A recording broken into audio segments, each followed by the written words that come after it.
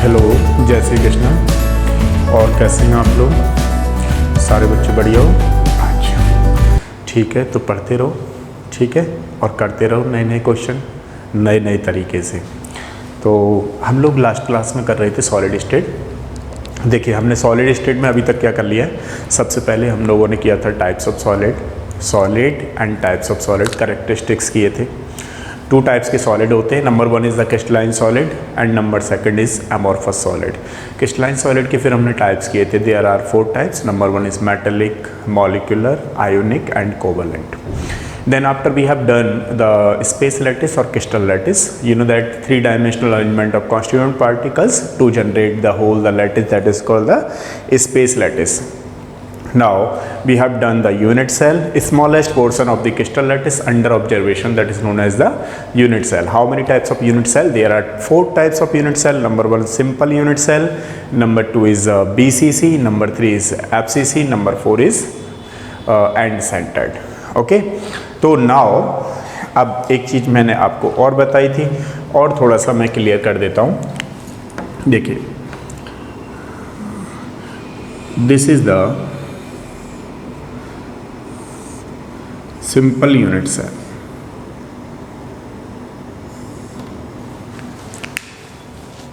Simple unit cell है ना,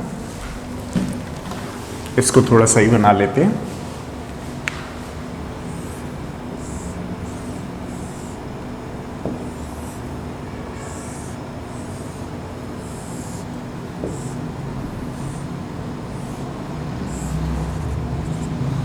simple unit cell में क्या होगा, each atom present at the corner of the cube, ठीक है, इस तरीके से। तो सिंपल यूनिट सेल था, हमने बीसीसी किया था। बीसीसी में आपने देखा होगा तो ईच एटम तो सेंटर कॉर्नर पे था ही था, एक एटम क्या था, सेंटर पे भी था, इस तरीके से, ठीक है। This is the BCC. Next third वाला था हमारे पास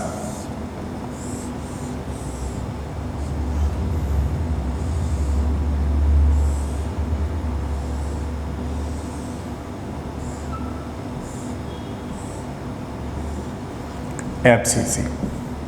तो एफसीसी के केस में हम लोग क्या कर रहे थे, each atom present at the corner of the cube as well as face of the cube. देख रहे हो आप लोग, एक ऊपर एक नीचे। This is the FCC, this is the BCC, this is the simple unit cell, ठीक है।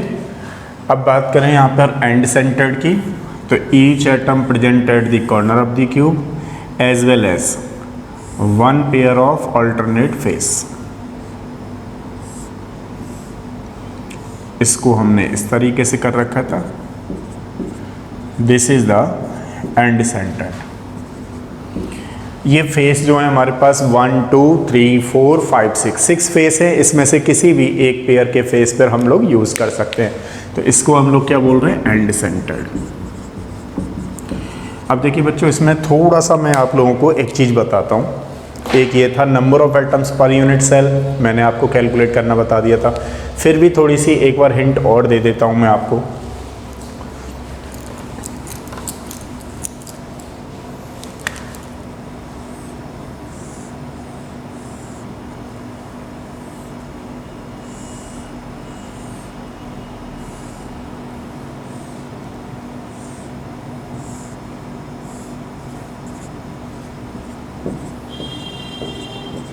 देखिए, number of atoms per unit cell calculate करते समय आपको ध्यान रखना है कि जो कॉर्नर का कंट्रीब्यूशन है, कॉर्नर का कंट्रीब्यूशन कितना होता है बताओ, 1/8, ठीक है।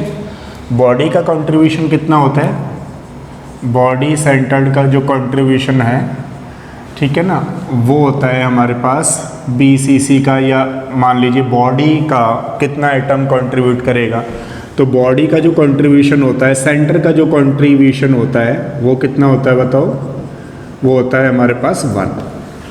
फेस का कितना होता है, ऑलवेज फेस का जो कंट्रीब्यूशन होता है that will be the half, ठीक है। अब मान लीजिए इसमें ही हमें number of atoms per unit calculate करने हैं, तो टोटल एटम्स कितने हो गए हमारे पास, टोटल एटम्स हो गए हमारे पास 8। देख पा रहे हो आप लोग, तो टोटल एटम्स हो गए हमारे पास 8 कॉर्नर पे। ये सिंपल यूनिट है, इसको हम लोग क्या बोलते हैं, primitive unit cell, primitive unit cell.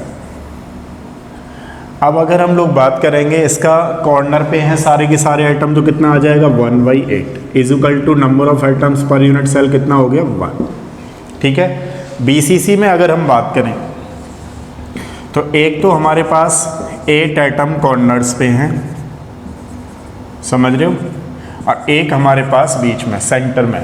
तो नंबर ऑफ एटम्स कॉर्नर पे कितना हो गया अपने पास 8 इंटू कॉर्नर्स का कंट्रीब्यूशन 1/8 प्लस ये एटम कितना हो गया हमारे पास 1 एटम बॉडी में प्रेजेंट है और बॉडी का कंट्रीब्यूशन कितना होता है 1, तो 1 + 1 इज इक्वल टू कितना हो गया 2 बीसीसी में। अगर हम एफसीसी की बात करेंगे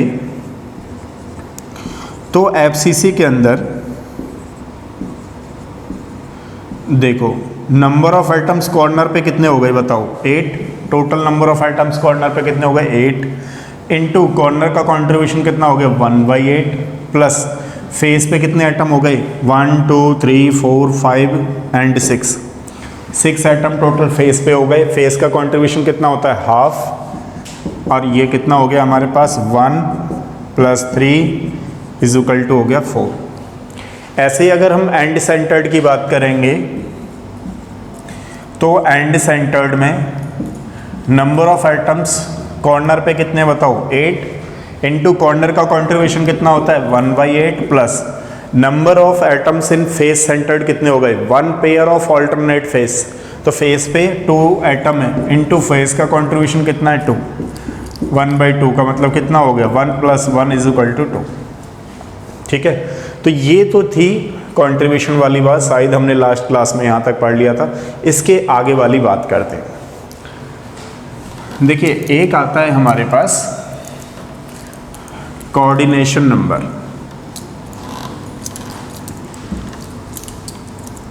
अगर हम बात करें कोऑर्डिनेशन नंबर की, सिंपल यूनिट सेल का कोऑर्डिनेशन नंबर कितना होगा, ठीक है, ये एफसीसी था हमारे पास। अब इस सिंपल यूनिट सेल का कोऑर्डिनेशन नंबर देखें तो हमारे पास कितना आएगा, किसी भी एटम को एक को कंसीडर कर लो। देखो मान लो एक हमने ये कर लिया, तो हाँ सबसे पहले आपको ये समझाना जरूरी है कोऑर्डिनेशन नंबर क्या होता है। देखिए कोऑर्डिनेशन नंबर का मतलब होता है जो नियरेस्ट एटम होता है, nearest neighbour atom is known as the coordination number, या you can say that how many atoms are touching to each other, that is called the coordination number. या फिर ऐसे भी आप बोल सकते हो nearest neighbour number is known as the coordination number. अब यहाँ पे अगर हम बात करें सिंपल यूनिट सेल का कोऑर्डिनेशन नंबर कितना होगा, तो देखो एक तो ये यहाँ से जुड़ रहा है 1, एक यहाँ से 2, एक यहाँ से 3, ठीक है। अब ये यहाँ से है तो यहाँ पर भी तो होगा 4, ये यहाँ है तो यहाँ पर भी तो होगा 5, और ये अगर मान लो ये यहाँ हो गया तो एक यहाँ पर भी होगा 6। तो टोटल नंबर ऑफ एटम्स इसको कितने सराउंडेड है बताओ, सेकंड भी तो यूनिट सेल होगी तो सेकंड वाले की ये एटम सराउंड होंगे इसको। अगर आप चाहो तो इसका देख लो 1 इससे सराउंड कर रहा है 2, ठीक है, और इससे देखो 3, इससे यहाँ पे 4, इससे यहाँ पे 5, और ये इधर करेगा 6।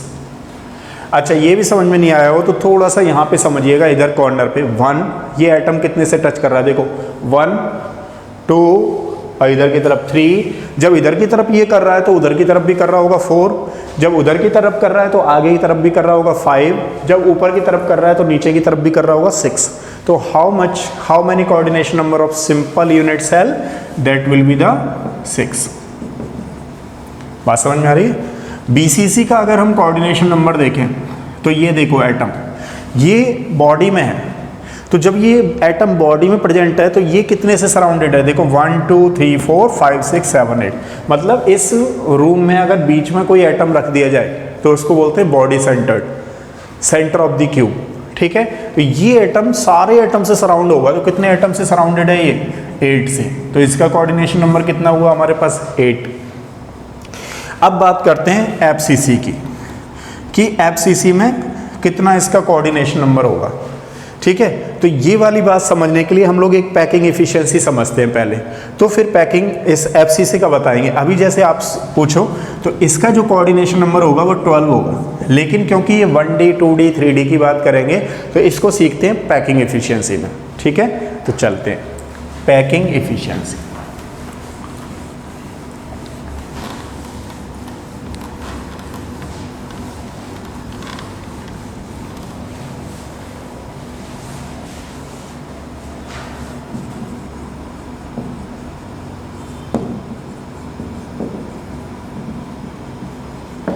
तो देखिए हम लोग बात करेंगे वन डायमेंशनल से पहले, 1D,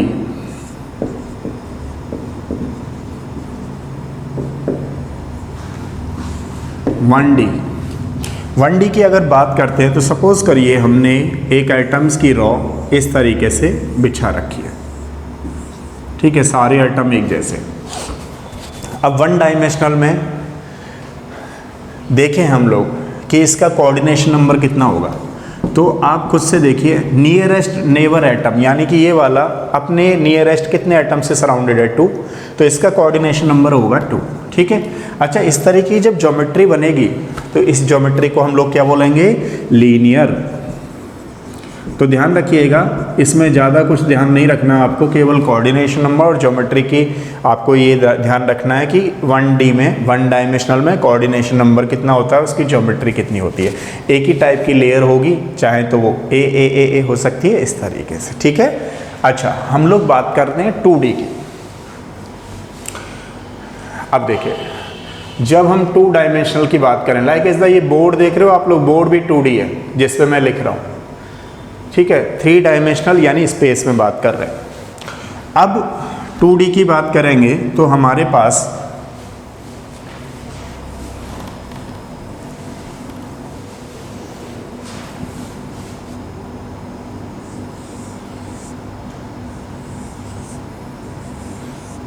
दो केस होंगे 2 डायमेंशनल में, ध्यान रखिएगा। थोड़ा इसको ऐसे ले लेते हैं, वहाँ समझ में नहीं आएगा आपको उतना ज़्यादा, इसको थोड़ा इधर रखते हैं, ठीक है। 2 डायमेंशनल की बात है।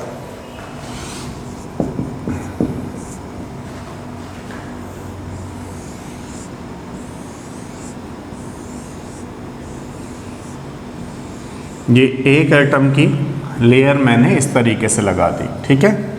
सेम एटम की लेयर मैंने कुछ इस तरीके से लगाई।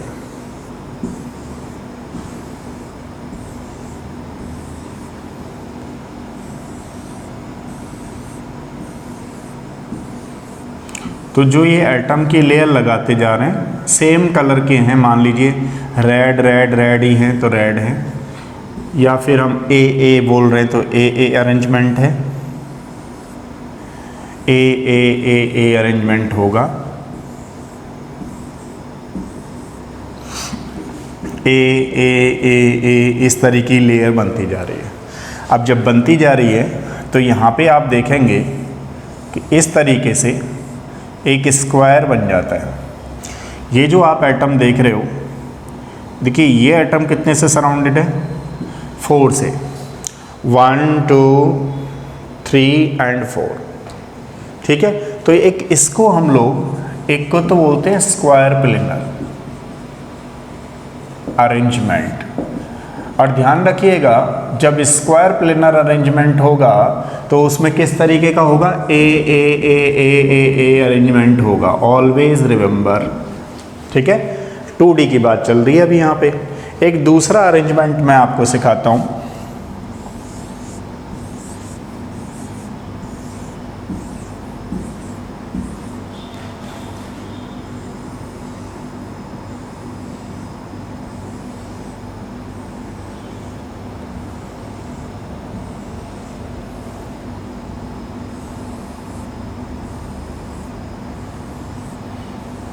अब देखिए 2D में एक हमारे पास इस तरीके का भी अरेंजमेंट होता है।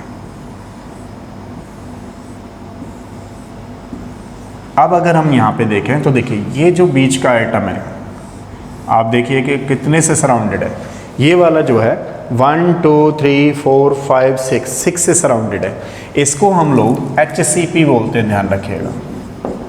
HCP का मतलब हुआ hexagonal close packet, hexagonal close packet. अब आप लोग थोड़ा सा यहाँ पे ध्यान दीजिएगा, मैंने देखो इसको किस तरीके से कर रखा है, एक के नीचे एक, एक के नीचे एक, एक के नीचे, इस तरीके से। यहाँ पे थोड़ा अरेंजमेंट देखिएगा, मतलब एक आगे की तरफ, थोड़े से पीछे की तरफ, एक आगे की तरफ, पीछे की तरफ, मतलब ये क्या है, यहाँ पे ए बी अरेंजमेंट होगा। तो किस तरीके का अरेंजमेंट होगा, HCP की अगर हम बात करें तो ए बी टाइप का अरेंजमेंट होगा। तो ध्यान रखिएगा बच्चों, इसमें क्या है कि अगर हमारे पास केस कौन सा, 2 डायमेंशनल, तो 2 डायमेंशनल में हमारे पास 2 तरीके की लेयर बनती हैं। एक होता है हमारे पास स्क्वायर प्लेनर अरेंजमेंट, इसको बोलते हैं ए टाइप। दूसरा वाला होता है ए बी टाइप। तो ध्यान रखिएगा, अब यहाँ बात चल रही है 2 डायमेंशनल की, तो 2 डायमेंशनल में इसका कोऑर्डिनेशन नंबर कितना होगा, 4। That will be the coordination will be 4। इसका कोऑर्डिनेशन नंबर कितना है, ये एटम कितने से सराउंडेड है, 6 से, तो इसका जो कोऑर्डिनेशन नंबर है दैट विल बी द 6। ठीक है। अब आपको और क्या चीज़ ध्यान रखनी है, देखो इसमें जैसे मान लीजिए हमने किया तो ये बॉइड्स है, आप लोग देख पा रहे हो, जो empty space between atoms that is called the voids, ये बॉइड्स है। अब बॉइड्स में क्या किया हमने, एक तो अगर हम मान लीजिए इस रूम में बॉल्स को भरना चाहें तो क्या 100% रूम का स्पेस ऑक्यूपाइड हो जाएगा, नहीं होगा। बॉल्स के बीच में जो एम्प्टी स्पेस रहेगा दैट इज कॉल्ड द बॉइड्स। अब अगर हम बॉइड्स की बात करें तो बॉइड्स हमारे पास 2 टाइप के होते हैं, एक तो होता है टेट्राहेड्रल बॉइड्स, एक होता है ऑक्टाहेड्रल बॉइड्स। अब ये टेट्राहेड्रल और ऑक्टाहेड्रल बॉइड्स क्या होते हैं, तो देखिए अगर हम बात करें इसकी कि इस तरीके से हमारे पास कोई एटम्स है, ठीक है। अब ये 3 एटम रखे हुए हैं, इसके ऊपर हमने एक रख दिया, तो इसके बीच में जो प्लेस वेकेंट रह गया इसको हम टेट्राहेड्रल बॉइड बोलेंगे, that is called the tetrahedral voids. ठीक है। अब लेकिन सपोज करिए कुछ इस तरीके से हुआ कि ये 3 रखे हुए हैं, इन तीनों के ऊपर कुछ इस तरीके से आ जाए, तो इसमें जो एम्प्टी स्पेस रहेगा उसको हम लोग क्या बोलेंगे, ऑक्टाहेड्रल बॉइड, ऑक्टाहेड्रल बॉइड। अब देखिए कि क्या हुआ कि जैसे मान लीजिए हमने 3 एटम के ऊपर एक और एटम रख दिया, एक 6 एटम के मतलब 3 एटम रखे हुए हैं, उन 3 एटम के ऊपर 3 एटम रखे हुए हैं, तो वहाँ पर ऑक्टाहेड्रल बॉइड बोलेंगे। तो अगर हम नंबर की बात करें तो नंबर जो टेट्राहेड्रल बॉइड का होता है, अब देखो स्पेस किस में ज़्यादा बचेगा बताओ, क्योंकि ऑक्टाहेड्रल में तो 6 एटम है तो उसमें कम बॉइड बचेंगे, लेकिन अगर टेट्राहेड्रल की बात की जाए तो उसमें 4 एटम है तो ज़्यादा बॉइड बचेंगे। तो उस केस में इसको कैसे बोलेंगे, 2n, और ये क्या होता है, n। तो हमेशा ध्यान रखना, मैं आपको न्यूमेरिकल्स इसी से निकालने वाला हूँ, और भी इसको आगे पिक्चर को क्लियर करेंगे कि ये किस तरीके से और हम करते हैं। फिलहाल आप ये समझिए टेट्राहेड्रल बॉइड्स जो होते हैं ऑक्टाहेड्रल बॉइड के जस्ट डबल होते हैं। तो ऑक्टाहेड्रल बॉइड कितना आया हमारे पास, n, और टेट्राहेड्रल बॉइड्स कितना आया हमारे पास, 2n। अब एक बात करते हैं इसमें 3D की, 3 डायमेंशनल की, फिर हम लोग कैलकुलेट करेंगे न्यूमेरिकल्स। देखिए ये था हमारे पास 1D एंड 2D के केस। 3D में देखें तो किस तरीके से करते हैं इसको,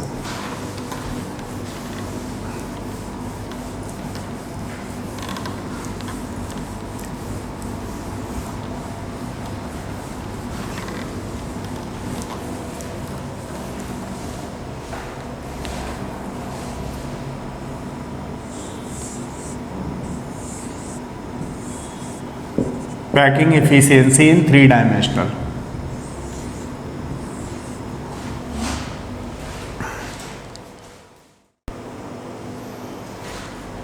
देखिए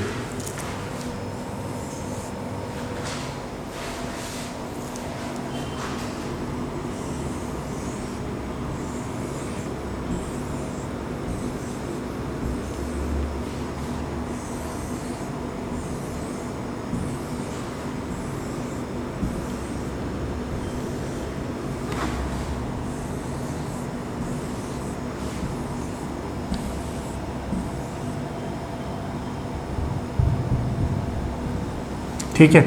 अब एक तो यहाँ पे बनती है HCP, हेक्सागोनल क्लोज पैकिंग, ध्यान रखिएगा, HCP means hexagonal close packing.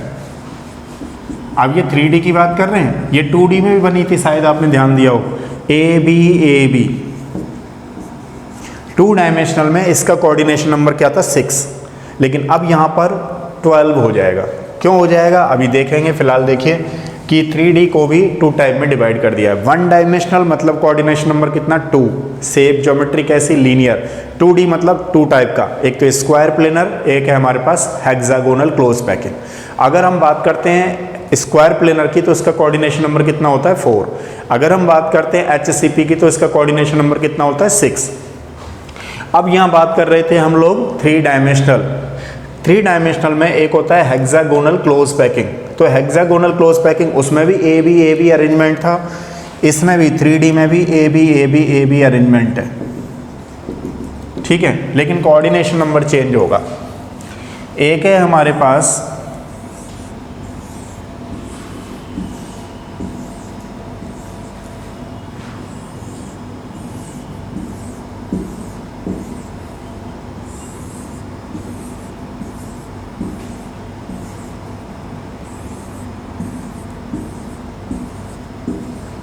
ABC arrangement, ABC arrangement, तो उसको हम लोग क्या बोलते हैं CCP या फिर FCC। इस CCP का मतलब क्या होता है cubic close packing, cubic close packing, या फिर हम इसको क्या बोलते हैं फेस सेंटर्ड क्यूबिक, यानी तो क्यूबिक क्लोज पैकिंग यानी तो FCC, फेस सेंटर्ड क्यूबिक। इसका जो अरेंजमेंट होता है, अरेंजमेंट किस तरीके से होता है ABC अरेंजमेंट होता है, ध्यान रखिएगा। अब मैं इसका बता रहा था आपको कि इसका क्या होगा कोऑर्डिनेशन नंबर 12। आप पूछेंगे क्यों, तो वो देखिए, जैसे मान लीजिए हमारे पास कोई हेक्सागन ये ऊपर की लेयर में है, फिर हमें ऊपर नीचे की लेयर काउंट करनी है, आपको मालूम ही है, इस तरीके से। तो ये यहाँ पे है,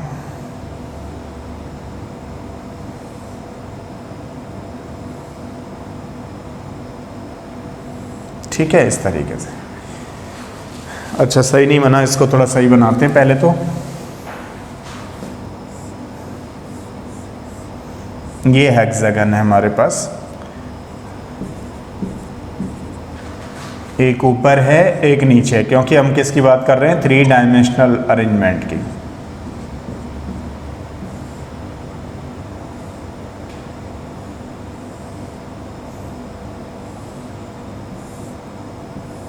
इस तरीके से, ठीक है। तो देखेंगे आप लोग, तो 3D की बात कर रहे हैं, तो 3D में क्या हुआ कि 6 एटम तो हमारे पास ये वाले, ठीक है। अब 6 एटम ये हैं और 3 एटम इसके ऊपर होंगे, क्योंकि इसके 3 होंगे, और एक बीच में यहाँ पे 3 होंगे, इस तरीके से। तो टोटल एटम अगर देखें हम लोग तो कितने होंगे यहाँ पर टोटल एटम 12। इसीलिए इसका ध्यान रखिएगा, कोऑर्डिनेशन नंबर की बात करें तो कितना होगा हमारे पास 12। अब सेम इस तरीके से यहाँ पे अगर हम लोग जाएंगे तो 3D की बात चल रही है, तो 3D में अगर कोऑर्डिनेशन नंबर देखेंगे तो इन दोनों का कोऑर्डिनेशन नंबर कितना निकल करके आता है हमारे पास 12, ठीक है ना। समझ में आ गया आप लोगों को, इस तरीके से। तो 3 डायमेंशनल में हमारे पास 2 बनती हैं, एक को बोलते हैं HCP और एक को बोलते हैं CCP। CCP का जो पैकिंग अरेंजमेंट होता है उसको हम लोग ABC बोलते हैं, और जो हमारे पास AB अरेंजमेंट होता है उसको हम लोग क्या बोलते हैं AB arrangement. HCP ABAB, CCP ABC arrangement, और दोनों का कोऑर्डिनेशन नंबर कितना होगा 12, ठीक है। अभी हम न्यूमेरिकल्स करते हैं, देखो किस तरीके से। चलिए देखिए, इस पे क्वेश्चन करते हैं बॉयड पे। एक चीज़ मैं आपको बता दूं, मैं ये क्वेश्चन जो आपको करवाऊंगा थोड़े से ट्रिक से करवाऊंगा, बाकी हम इसको दूसरे तरीके से भी कर सकते हैं, ठीक है। तो ट्रिक कैसे लगाएंगे वो ज़रा ध्यान दीजिए। जैसा कि मैं आप लोगों से बता रहा था अभी कि अगर हमें न्यूमेरिकल्स निकालने बॉयड के, तो हमें कोऑर्डिनेशन नंबर 2 पे जाना पड़ेगा। यानी 2D पे जाना पड़ेगा, कोऑर्डिनेशन नंबर 2 पे नहीं, 2 डायमेंशनल पे जाना पड़ेगा। अच्छा बताइए 2 डायमेंशनल की अगर हम लोग बात करते थे तो एक हमारे पास कौन सा अरेंजमेंट हुआ करता था, ए टाइप का, है ना, जिसको हम लोग क्या बोल रहे थे, स्क्वायर प्लेनर। स्क्वायर प्लेनर का वहाँ पर दूसरा नाम होता है क्यूबिक क्लोज पैकिंग। और एक हमारे पास कौन सा होता था, HCP। HCP का मतलब हेक्सागोनल क्लोज पैकिंग। तो अगर हम लोग यहाँ पे बात करें, ध्यान से सुनिएगा, ये क्वेश्चन NCERT का ये पहला। अब 2 एलिमेंट हैं, A element is found by X and Y। तो मैं इसको यहाँ कर देता हूँ। देखो X एंड Y कोई एलिमेंट है हमारे पास। Atoms of element by anion make CCP, यानी बाई जो है वो CCP में है। जैसे ही CCP बोले तो आप ध्यान रखिएगा 2 डायमेंशनल वाला लगाना है आपको, n = 4 यूज़ करना है। तो इसके लिए आपको कितना यूज़ करेंगे, n = 4।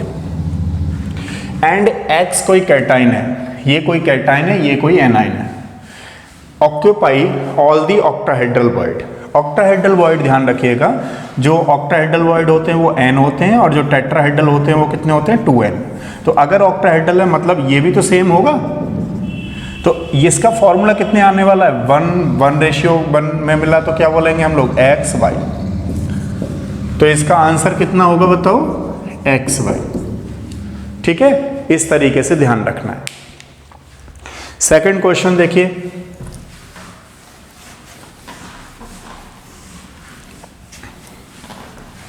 सेकंड क्वेश्चन है, ये भी NCERT का ही है, इन टेक्स्ट का क्वेश्चन है।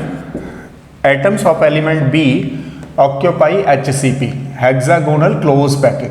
ठीक है, n की वैल्यू यहीं लगा लीजिए 6। 2 डायमेंशनल की बात कर रहा हूं मैं। 2 डायमेंशनल से हमें न्यूमेरिकल्स निकालने हैं ट्रिक से, 3 डायमेंशनल से हमें थ्योरी करनी है। वैसे अगर 3D में जाओगे तो HCP का कोऑर्डिनेशन नंबर 12 है, वहाँ पे वो बात नहीं चल रही है, यहाँ पे बात चल रही है कि कैसे हमें निकालना है क्वेश्चन। ठीक है, अच्छा तो HCP का कोऑर्डिनेशन नंबर, यानी कि हमारे पास n का मतलब कितना लगाना है, 6। 2D की बात कर रहा हूँ, 2D से न्यूमेरिकल निकाल रहे हैं। अब यहाँ पे A ऑक्यूपाई 2/3, एक A है हमारे पास जो 2/3 टेट्राहेड्रल वॉइड्स में पाई जा रही है। ठीक है, आप लोग क्या जानते हो कि टेट्राहेड्रल का मतलब कितना हो गया, 2n। तो यहाँ पे क्या करेंगे, 2/3 इंटू इसका 6 मतलब ये 12, 6 × 2, और यहाँ पे वही 6 वैल्यू लगानी है। हमारे पास कितना हो गया, 24 एंड 6, इसका मतलब कितना आ गया, 8:6, इसका मतलब कितना आ गया, 4:3। क्या आंसर आ जाएगा बताओ, A4B3। ठीक है, इस तरीके से आंसर करना है। नेक्स्ट देखिए क्वेश्चन,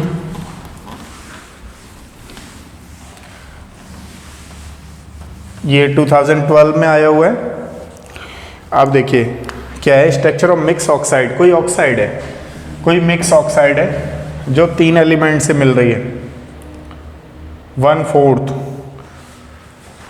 CCP में है ये oxide, cubic close packing mix oxide composed this 1/4 of tetrahedral void of divalent. A कितना पाया जा रहा है, डाइवेलेंट है, 1/4 ऑफ टेट्राहेड्रल वॉइड। ठीक है, and the octahedral void monovalent B जो है मोनोवेलेंट है, ये क्या है, ऑक्टाहेड्रल। तो देखिए यहाँ से पता कर लीजिए कि इसका n कितना यूज़ करना है हमें, 4। तो यहाँ 4 हो गया तो ये भी 4 होगा क्योंकि ये ऑक्टाहेड्रल है। जबकि ये कितना होगा, 2n मतलब 8 हो गया। तो ये क्या है, 8/4:4:4। तो ये कितना हो गया यहाँ पे, 2:4:4। तो इसको सिंप्लीफाई करेंगे तो कितना आएगा, दिस वन। तो क्या आ जाएगा, AB2O2। ठीक है, इस तरीके से क्वेश्चन करना है, ये वाला आंसर होगा। ठीक है, ध्यान रखिएगा। 1-2 क्वेश्चन और कराता हूं मैं आप लोगों को ताकि ये क्लियर हो जाए। नेक्स्ट क्लास में हम परसेंटेज कैलकुलेशन करने वाले हैं, कौन सी कितनी परसेंट में कैलकुलेट होगा। देखिए मान लीजिए एक क्वेश्चन आ गया कि आपका कोई क्रिस्टल लैटिस बना हुआ है X एंड Y। आपसे कहेगा X atom present at the corner of the cube, corner of the cube, Y atom present at the body centred, body centred. What is the formula. तो आपको अलग अलग लगाना है, समझ रहे हो आप लोग। आपको ये चीज़ जो करनी है वो एक ऐसा नहीं कि आप ये सोच लो कि अच्छा BCC के अकॉर्डिंग हमें AB2 कर दो या XY2 कर दो, हमें अलग अलग करना है सेपरेटली। कैसे, ये X एटम कहाँ पे प्रेजेंट है, हमारे कॉर्नर पे, ठीक है, इसका कंट्रीब्यूशन अलग लगाना है। टोटल एटम कितने हो गए 8 इंटू कॉर्नर का कंट्रीब्यूशन कितना होता है, तो कितना आ गया 1। ऐसे ही यहाँ पे बॉडी में ये प्रेजेंट है बाई, तो बाई कितना है 1, बॉडी का कंट्रीब्यूशन कितना होता है 1, तो क्या लगाओगे XY। नेक्स्ट क्वेश्चन देखिए, अगला क्वेश्चन कहेगा आपसे कि कोई क्रिस्टल लैटिस बन रहा है A and B, atom A जो है वो कॉर्नर पर प्रेजेंट है at corner of the cube, ठीक है, and atom B present face centred. What is the formula of the cube. तो आप ध्यान रखेंगे कि सेपरेट निकालना है, ये नहीं कि आप AB4 लगाया हो, AB4 नहीं लगा के आना है। ये जो कॉर्नर पर प्रेजेंट हैं वो A एटम है, समझ रहे हो।